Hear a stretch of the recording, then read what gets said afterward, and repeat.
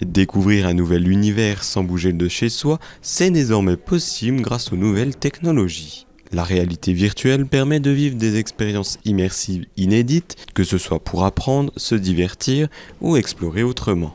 Une activité à découvrir vendredi 23 janvier au Labs du Val d'Argent.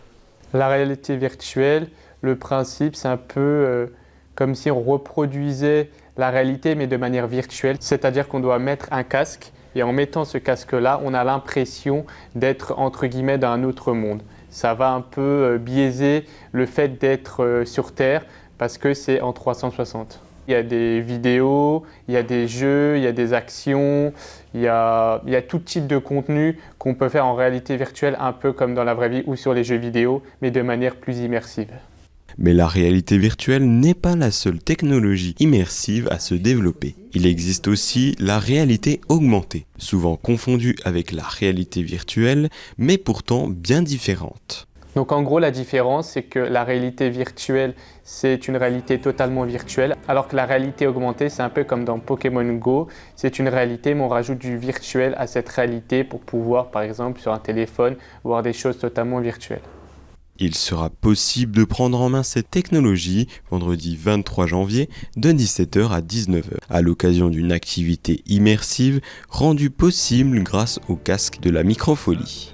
L'objectif, ça va se dérouler pendant la nuit de la lecture, donc il y aura aussi plein d'autres animations ici même. Et l'objectif, c'est de découvrir la réalité virtuelle via notamment Pompéi et donc via les casques de la microfolie. C'est des casques via un système proposé par la Villette. Si la réalité virtuelle séduit par son côté ludique, elle nécessite néanmoins quelques précautions, notamment en ce qui concerne le temps d'utilisation. Chaque personne, il faut vraiment les mettre assis pour voir comment ils réagissent parce qu'en fonction de chaque personne, chacun a des sens différents et c'est quand même une technologie assez sensible et il ne faut surtout pas rester 1 heure d'affilée parce que ça modifie un peu nos sens. 5-10 minutes, c'est très bien et aussi attention, en dessous par exemple d'un certain âge de 10 ans, il ne faut pas proposer de la réalité virtuelle aux enfants trop jeunes. L'activité est libre en continu ou sur inscription. Pour plus d'informations, n'hésitez pas à contacter les Labs du Val d'Argent.